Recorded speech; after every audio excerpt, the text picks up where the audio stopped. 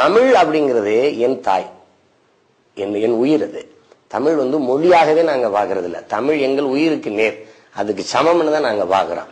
இப்ப எத்தனை பெத்த தாயை நீங்க பட்டினி போட்டுட்டு எத்தனாயிரம் அன்னதானம் செய்தாலும் பலனே இல்லைங்கிறத நாங்க சொல்றது.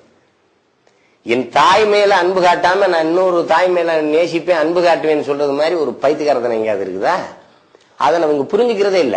சொந்த மொழியை கற்காமல், பேசாமல், படிக்காமல் உலக வரலாற்றில் எந்த இனமும் வாழ்ந்ததாக சரித்திரம் இல்ல, வீழ்ந்ததாகத்தான் நிஜம் இருக்கு, உண்மை இருக்கு. இதை புரியாம நீங்க படிக்கிறதுக்கும் வேலை செய்யறதுக்கும் இது வச்சு பண்ணிக்கிற வேண்டியதே இல்ல. படிக்கல, ஒண்ணுமே படிக்காதவன் கோடீஸ்வரனா இருக்கிற நாடு இது.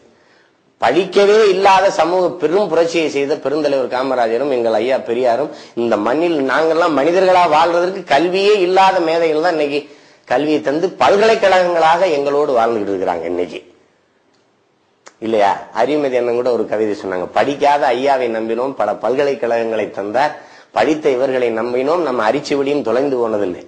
முதல்ல சொந்த மொழியை படிச்சுக்க, அப்புறம் பிற மொழியை கற்று தேரு. நீ பண்டிதனாரு, எங்களுக்கு வேணாம்னு சொல்லல.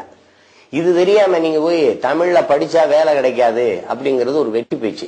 அமெரிக்கால ஆடு மேய்க்கிறவன் அழகா ஆங்கிலம் பேசுவேன், அதுக்காக அவன் அறிவாளின்னு அர்த்தமா? அவன் பெரிய இதுன்னு அர்த்தமா?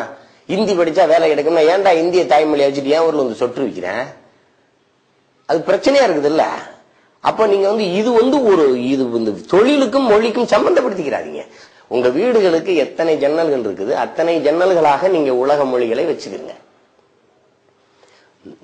நுழைவாசலாக இருக்கிற தலைவாசலாக எங்கள் தாய் தமிழை வச்சுக்கிறீங்கன்னா நாங்க கெஞ்சிரமே ஒழிய, நீங்க படிக்காதீங்க, தமிழை படிக்காதீங்க, தமிழ்ல படிச்சா வேலை கிடைக்காது.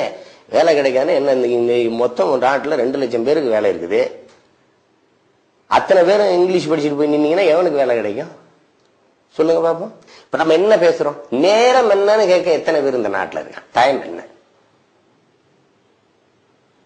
அப்படித்தானே கேக்குறீங்க. தண்ணிய கொடுங்கன்னு கேட்கறதுக்கு எத்தனை நாக்கு தயாரா இருக்கு? அந்த வாட்டர் எடுங்க.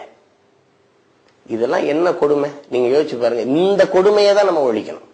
இந்த மொழி கலப்பை, அதுதான் நாங்க சொல்றோம். அரிசியில சமைக்கிற அரிசியில கல்லு கிடந்தா எடுத்து தூர போட்டு சமைக்கிற என் சொந்தமே, என் இனமே, அந்த சாப்பாட்டுல இருக்கிற கல்லை நீக்கிறது நீ உன் உயிருக்கு நிகரான மொழியில் ஏன் பிற சொல்லை நீக்க மாட்டேங்கிறாங்கிற கோபம் தான் எங்களுக்கு இருக்குது. உலக நாடுகள்லாம் பெண் குயின் இனம் அழியுது, வரிப்புலி இனம் அழியுது, பனிக்கரடி இனம் அழியுதுன்னு அந்த இனத்தை பாதுகாக்க வன விலங்கு காப்பகம் வச்சு வளர்த்து இனத்தை விருத்தி செய்யுது. நாங்க ஒரு தேசிய இனத்தின் மொழியை தாங்கிய ஒரு மரபு மிக்க ஒரு இனத்துல வந்துட்டு எங்க மொழி வீழ்வதை நாங்க எப்படி வளர்த்தெடுக்காம மீட்டெடுக்க போராடாம எப்படி இருக்க முடியும்? நீங்க சொல்லுங்க பாப்போம். என் மொழியை நான் பேசாம, என் தாய் மொழியை நான் பேசாம வேற எந்த நாய் பேசும்னு ஒரு ஆதங்கம், ஒரு கோபம் நமக்குள்ள ஏற்பட்டுச்சுன்னா நம்ம எளிதா வென்றலாம். நம்ம உணர்ந்து வாயிலிருந்து வர வார்த்தையை நம்மளை மீறி எப்படி வந்துடும்? அது வந்துருதுங்கிறாங்களே, எப்படி வரும் சொல்லுங்க பாப்போம்.